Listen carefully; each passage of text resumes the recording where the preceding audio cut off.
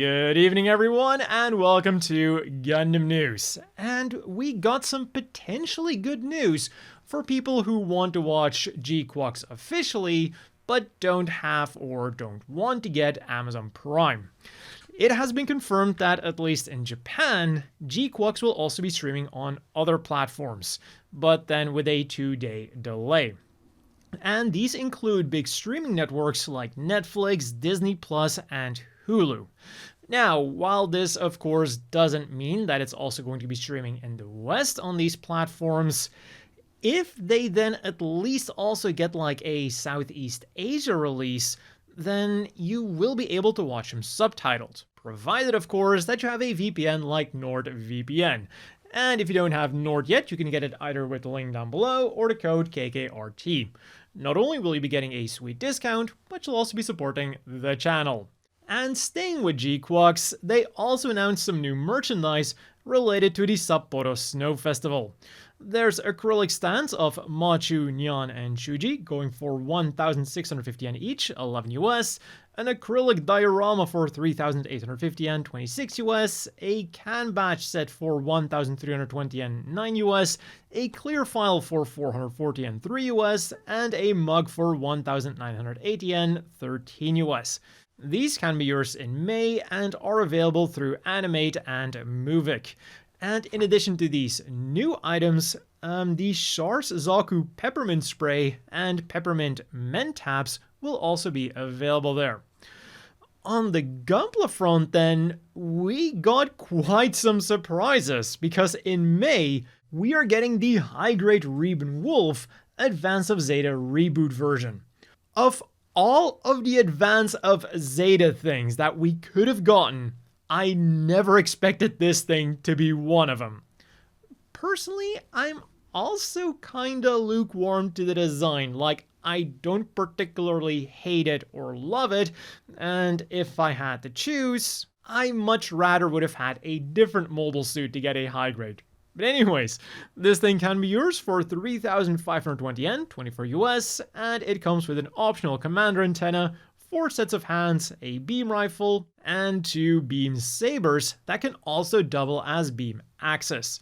They come with 2 beam saber blade effect parts and then 2 different beam effect parts for the axe. Also, they have an extending mechanism for when they are in beam axe mode, and they don't parts form, they actually slide out. And if all of that just isn't enough, you can also combine it with other kits, because we all know that Advance of Zeta is all about compatibility. It can be combined with the high-grade Doben Wolf, the high-grade Sinanju, and the high-grade Wound Ward Psycho Blade Custom Advance of Zeta Reboot version, and probably a lot of other kits as well. And on top of that, it is also quite an articulated kit for being such a chunky mobile suit. Slightly less surprising then was the high-grade Leo N, or Leon as you're apparently supposed to pronounce this. I've sent my right hand to dispose of you. Your right hand comes off? However you pronounce the name of this chunky Leo though, it can be yours in June for 2,640 yen, 18 US, and it comes complete with 2 beam sabers, which come with 2 beam saber blade effect parts and can be stored in the shoulders, and its signature giant warrior axe. And they also gave the shoulders some very good articulation so that they wouldn't get in the way too much when you're posing the thing. Another surprising thing then is the first lineup of the new Gundam Superior Define line. And when looking at the images, I can't have been the only one who thought that this was going to be Gundam Artifact, but an SD version of Gundam Artifact. And despite the different name, it basically is. They are tiny, highly detailed model kits that are molded in a pale orange resiny colors, and they come with a soda-flavored piece of chewing gum. The only difference is that they also come with a random sticker. And for 550 yen each, for US, you can get the Wing Gundam Zero Endless Waltz version, the Musha Zeta Gundam Kirinji Special, the God Gundam, the Wound Ward, and a High Gawk that is ready to bag a gym. Oh, and they're about 38 millimeters tall, or about 1.5 inches. For the figures then, we're also getting a new line, the Blockcross line, which will be releasing on April the 26th. The idea behind this line is that you have a standard frame called the block frame, and that you can then attach armor parts to it as easily as you were playing with blocks, or, Legos.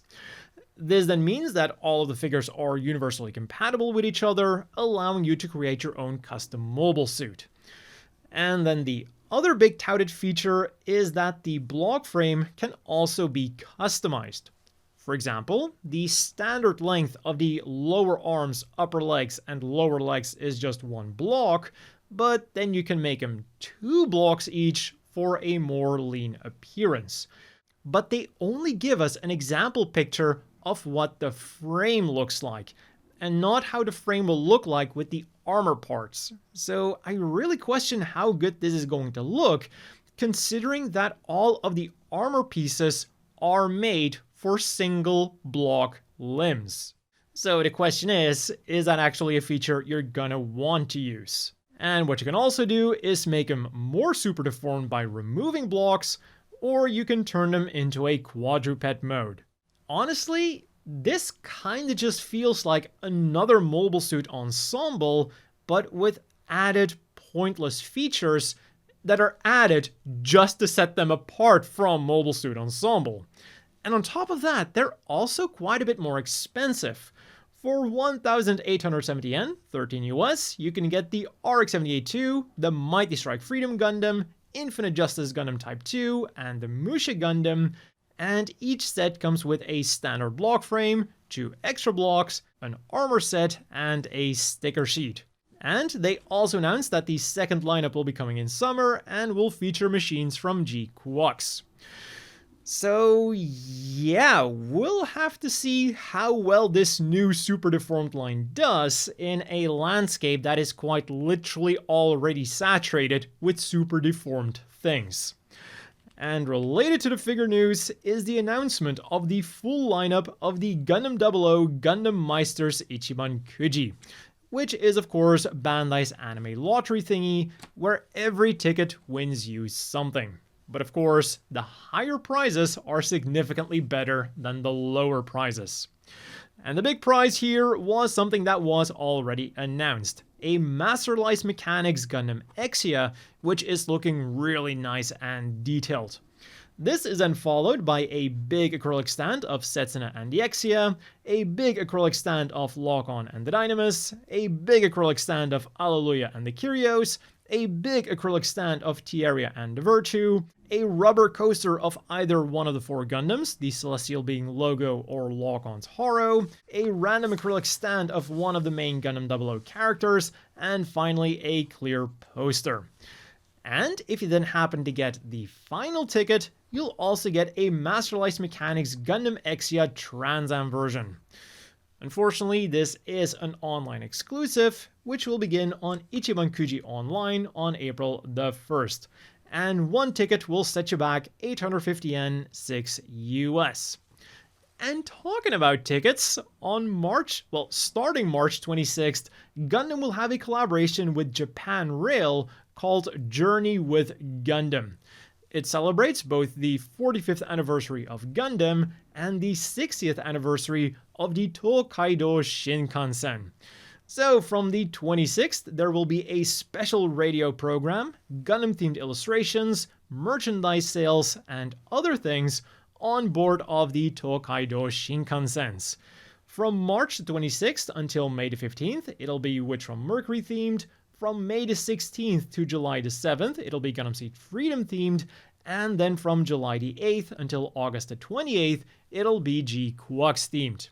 And we already got all of the details for the Witch from Mercury collaboration. We got this really nice illustration of Mirine and Suletta wearing uniforms at the Shin Osaka station, which you can also get as a clear file if you listen to the radio broadcast and then visit the animate in either Umeda or Nagoya. And also at those animates, you can then buy acrylic stands of the two or get them as an acrylic board. Other goods then, also available at those animates, are can badges, mini acrylic stands, or Shinkansen-esque tickets featuring the main cast with like travel-related accessories. For that special radio broadcast then, they definitely went all out to make sure that you can only listen to it on the Shinkansen. So, first you have to access a website to listen to it. So far, so normal. But then this website will require you to turn on your location, and it will only play the radio broadcast if not only your location matches to, like the tracks of the Shinkansen, but also if the speed reaches a certain threshold, to make sure that you can't just like cheese the system by standing next to the tracks. You have to be inside of the Shinkansen going at a certain speed. And then in addition to getting that clear file, listening to the radio broadcast will also get you a wallpaper for your phone, and by listening to the broadcasts of 2 of the series, or all 3 of them, you'll also get something special, although they haven't revealed yet what that something special is going to be. Just that it'll combine the illustration of all 3 series into one, and that it'll be handed out at the Animate in Umeda. Meanwhile, on the gaming front, in Gundam Battle Operation 2 for the PlayStation, the Denon Zone has joined the fray, while on Steam the RF Zaku has become available, and if you're then also subscribed to PlayStation Plus, Battle Operation Code Fairy has been added to the PlayStation Plus game catalog, so that is very much worth checking out. In the global version of UC Engage then, there's currently a total war going on, as well as combat power augmentation operations, and a new event unit assembly for the UR Yonabasta and his UR Narrative Gundam C-Packs. Although, I gotta say, is this really the best picture they found for Yona? Also, they've got a featured unit assembly for the UR Shiro Amada and this UR Gundam Easy 8. On Steam then, Gundam Breaker 4 and Super Robot Wars 30th are part of the spring sale, and on the arcade scene, new cards for 4 Squad Season 1 have become available. The flagship cards are Annabelle Gato, the Gundam GPO-2A, Orphe and Ingrid, the Cholera, Shin Matsunaga, the Zaku 2 High Mobility Type R1A, Char Aznable from GQuuuuuX, and Xavier Olivetti. And on top of that, they've also introduced a new card rarity. In-game, you can exchange 20 UT booster tickets for an FQ booster, which can then potentially get you one of 4 FQ rare cards. And in other news, from March the 14th, a movie to celebrate Gundam's 45th anniversary has been added to the lineup of the life-sized Unicorn Gundams movie wall. From March 19th until October 13th, a Tamashii Nation store has opened up in Osaka. From May the 14th to the 18th, the 63rd Shizuoka Hobby Show will be held, so you can expect some cool Gunpla-related news on those days. And we got some more Advance of Zeta art. And this time, it's all about the Gapland and the Advanced Gapland, and about finding out how much stuff they can add to those lower arms until the elbows eventually give up. As for the things you could get this week then, on the 15th, 6,600 yen, 44 US, would get you a restock of the Robot Spirits RX-78-2, Char Zaku 2, or the mass production type Zaku 2, and 990 yen 7 US would get you one of these 6 Gunpla-Kun keychains. There is Gunpla-Kun himself, Zakupla-Kun, Char Zaku-Kun, Jimpla-Kun, New Gunpla-Kun, and Air Gunpla-Kun. On the 17th then, you could gacha for these jumbo card-ass cards from GQuuuuuX, or you could go for the 9th volume of Mobility Joint Gundam, featuring the Zeta Gundam, Gundam Mark II AUG version, Gundam Mark II Titans version, Hyakushiki, X parts for the Zeta Gundam that include parts for the transformation and the Hyper Mega Launcher, the G Defensor to turn the Gundam Mark II into the Super Gundam, X parts for both of the Gundam Mark IIs, which includes 2 Vulcan Pod earmuffs, 2 Hyper Bazookas, an AU colored beam saber, a Titans colored beam saber, and shoulder pieces for Unit 1 and 2. And then last but not least, X parts for the Hyakushiki to turn it into the Hyakushiki Kai mass production version. This makes for a total of 8 sets that go for 715 yen a pop, 5 US. So yeah, remember when I said that Blockcross was entering into a very saturated market? Mobility Joint Gundam also uses a standardized inner frame, making all of the machines from this line also compatible with each other. And finally, on the 19th, Linkl Planet's third single was released as both a regular edition, going for 1,500 yen, 10 US, and a limited edition, going for 3,400 yen, 23 US. And the big thing about this limited edition is, of course, that it comes with the Best Mecha Collection 1/144 scale RX-78-3 G3 Gundam Revival version, metallic color version. On to this week's reading material then. There was the big comic superior in which Gundam Thunderbolt is being serialized, on Yoshiyuki Tomino, which is a book all about Yoshiyuki Tomino, surprise surprise, the Devil of Media Mix, which is all about Shinichiro Inoue and otaku culture's history, and the G Gundam Complete Record Collection, which goes for an eye-watering 13,200 yen, 89 US. And for that price, you are getting 3 books as well as a sleeve to put them in. The first book is a full-color art book featuring things like setting materials, special illustrations, and interviews. The second book is a printed version of the G Gundam Side Stories novel, which also has setting materials and other illustrations included. And the third book is a reprint of B Club Volume 149, which is all about G Gundam. For the apparel news then, it was all about Strict G this week, and they kicked things off on the 14th with pre-orders for this Witro Mercury pin set. It goes for 4,400 yen, 30 US, and comes with 1 big pin featuring the Ariel, and then 3 smaller pins featuring a fancy Astacassia design, a fancy Gunt Arm design, and Cool and Hots. Unfortunately, this does again make for a case where it looks like 1 pin is missing. But if you want these, they will also be available in physical Strict G stores from the 22nd. And then from the 29th, those physical stores will also get these 2 light MA1 jackets for 44,000 yen each, 296 US. There's the Federation version in dark blue, with patches from units like Londo Bell, the White Bays, the White Dingoes, and Karaba, which is somewhat funny considering that at first they were fighting against the Federation, but then they were fighting for the Federation. And then there's the Zeon version in moss green, with patches from Zeon, Neo Zeon, Char, and the Chimera Corps. The jackets can also be worn inside out, and they both have an inscription that is based on a famous British blood chit. Dear friend, I am a pilot of my side. I did not come here to do any harm to you who are my friends. I only want to harm the other side and chase them away from this country as quickly as possible.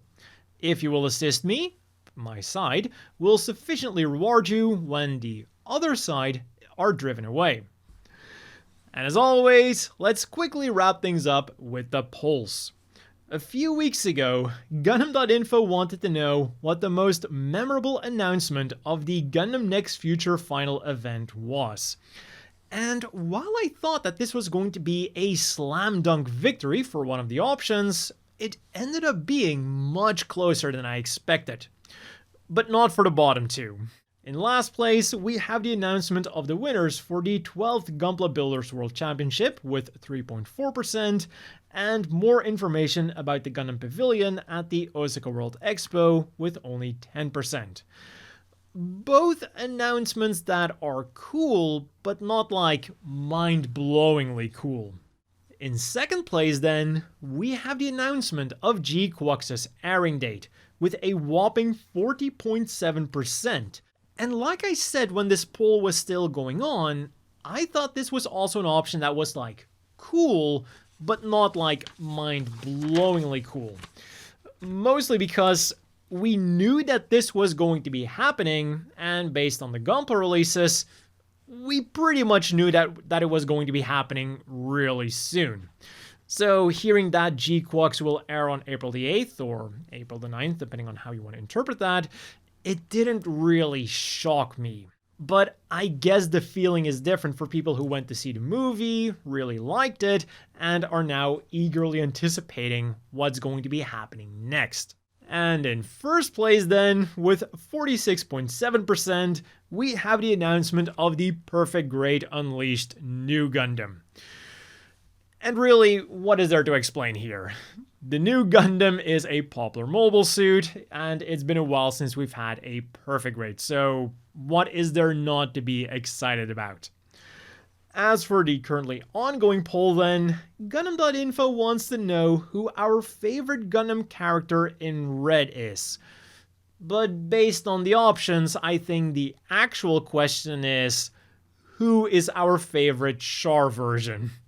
Because the options are OG Char, Char with sunglasses, Char going through a midlife crisis, or someone with a name that you probably shouldn't Google without putting Gundam behind it or in front of it. And so far, the results on both Gundam.info and Twitter are pretty unanimous. Quattro is in a comfortable lead, OG Char and Char's counterattack Char are having somewhat of a close battle for second, and then all the way in the back we have Full Frontal. So definitely some interesting results so far. Despite OG Char being the Char flavor that we mostly see on like Gundam merchandise stuff, it's actually Quattro that's in the lead here. And I'm also somewhat surprised at how far back Full Frontal is compared to Char's counterattack Char. Like, I would have expected him to at least be somewhat equal, but alas. And if you want to cast your vote, I'll of course also have the links down below.